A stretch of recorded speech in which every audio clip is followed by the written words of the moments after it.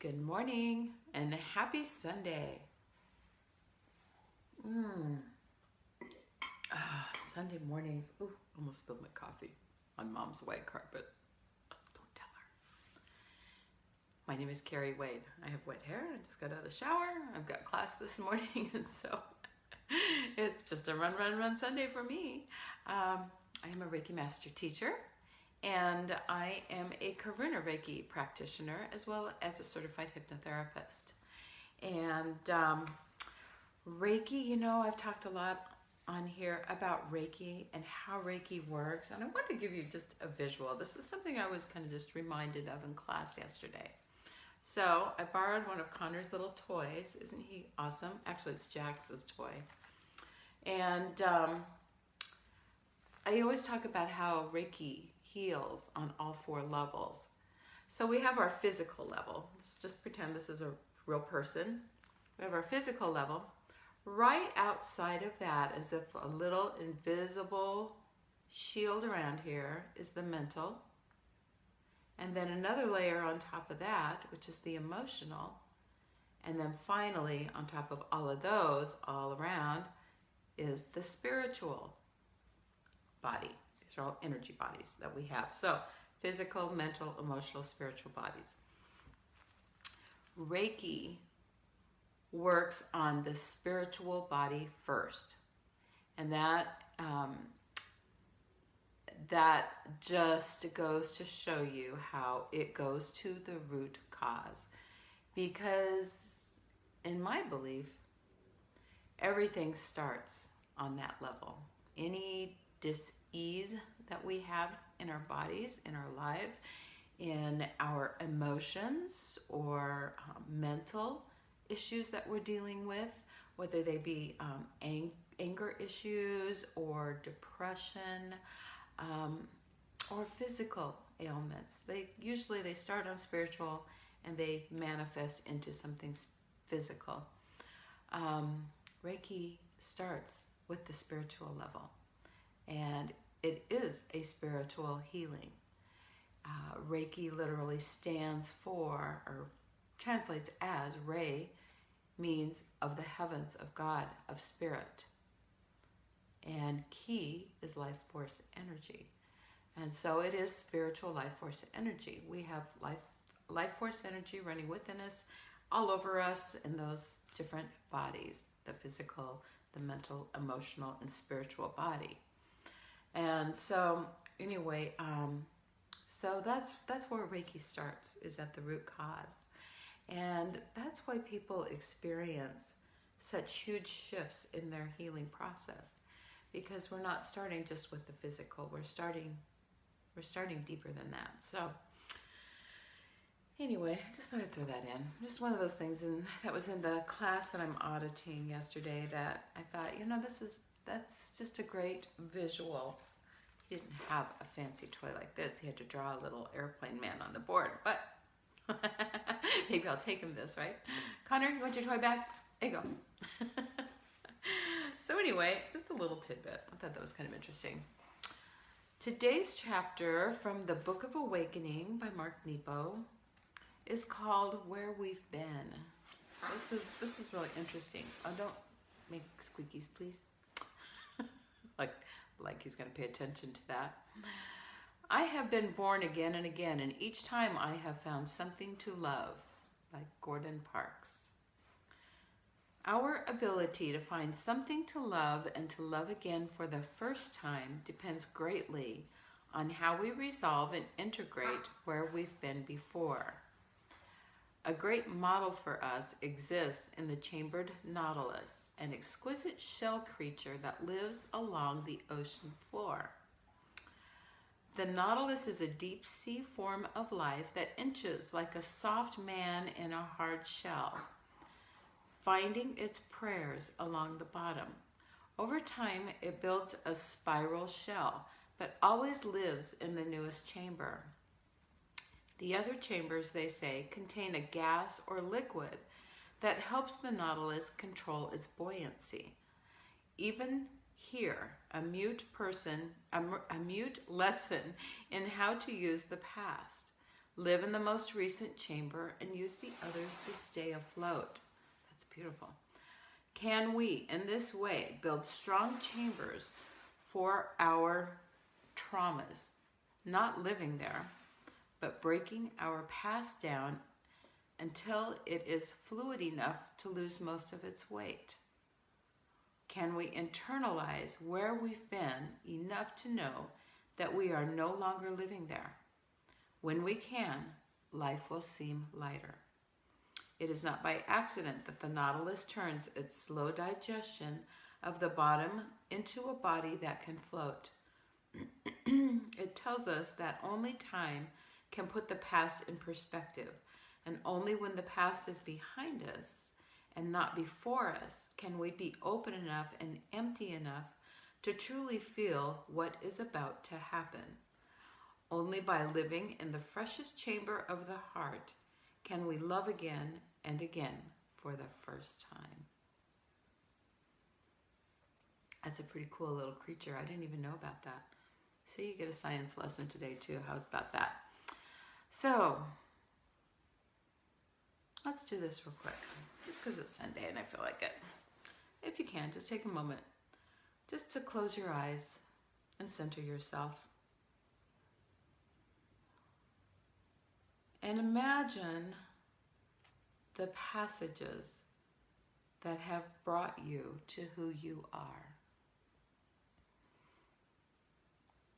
Just do a quick scan back and imagine all those events leading up to you, who you are now. Inhale evenly and see which passage holds the most feeling.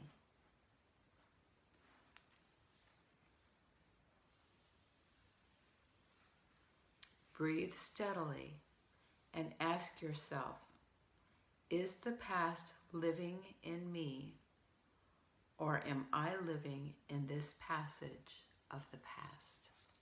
Hi, Patty. Do nothing today. Simply be with what your heart answers. Tomorrow, share the feeling with a friend. Or you can always message me. So yeah, beautiful, beautiful. Is the past living in me, or am I living in this passage of the past? I like how he puts that like into chambers. I love the metaphors that this man uses in his stuff, and I like how he puts that into a relatable thing that I can visualize, because I'm pretty visual. And yeah, just thinking of all of those things in your past that are like really maybe stronger influences on who you are today. Examining those like they are in a chamber. And then decide, are you living in one of those chambers back here, or are you living here, lighter, more buoyant? Cool. Do a postcard from Spirit today. Ooh. I wanted to also, gosh, some of these cards got turned around. Being a little bit OCD, that kind of annoys me. Crap. Wanted to remind you also, towards the end of October, Sandy and I are going to be doing a small group workshop. And it's going to be a group past life regression. Cool, huh? And most likely it will be in my home. If we need to find another space, we can. But right now we're planning to have it at my house. Assuming my air conditioner's working by then. Sure it will be. And God, these cards are really messed up. It's going to have to be a project. And so, you know, if you're interested in that at all, reach out to me, let me know, so I can put you on a list of possible people. And, you know, we'll probably have, I don't know, 10 or 12 openings. I'm guessing. So kind of a small group. I don't have a real big house, so I don't have a huge amount of space. But I think it's probably going to be at the end of October. I want to say that date is the 26th. It's a Friday. It'll be a Friday evening. I know a lot of people will probably have Halloween parties and stuff that weekend. And so we thought maybe doing it on Friday night would be easier. And it's also just a couple of days after the full moon. So anyway, kind of a fun time to do a past life regression workshop, right? It'll be a couple of hours long, not super long, but I don't know what the pricing or anything is going to be on that, but I will certainly let everyone know. So here's our postcard from Spirit. These are from the deck by Colette Baron Reed called Postcards from Spirit. Dearest you, we here on the other side have one important thing to declare. Love is the answer to literally everything. We don't necessarily mean romantic or erotic love, although they are wonderful, but something above and beyond that. Everything alive in the world was first created by love.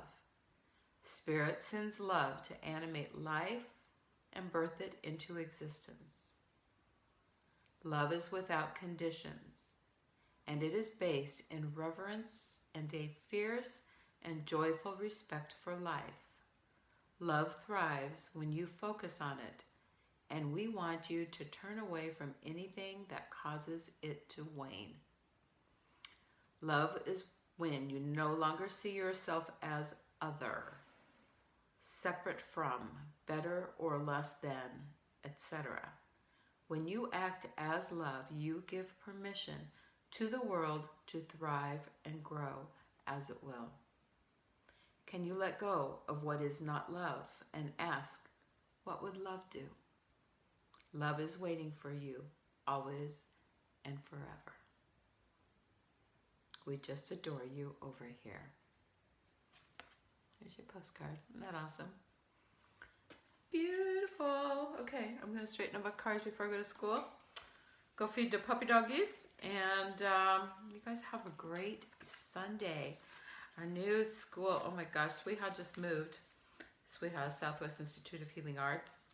And we're not in our permanent building yet because they're still doing the build outs and getting it ready for us. And so it's right across the street though from Spirit of Yoga, which is our yoga school, and Southwest Institute of Natural Aesthetics, which is the aesthetic school. And so we are kind of encroaching on their spaces.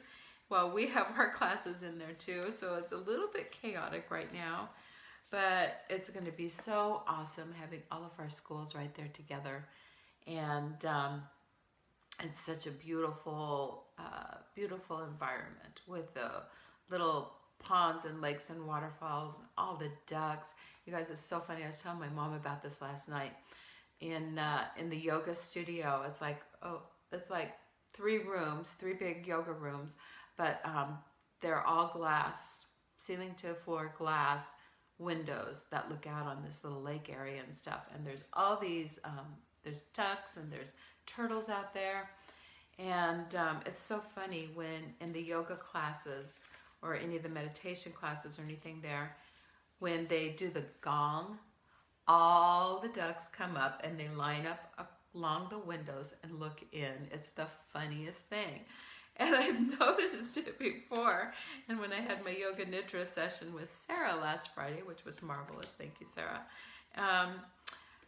I said something about it. She says, yeah, she says, every time we play the gong, every time somebody plays a gong in here, all the ducks come and line up. So those are the healthiest little ducks. I guess it was only a few cards. Boy, it sure looked like a lot.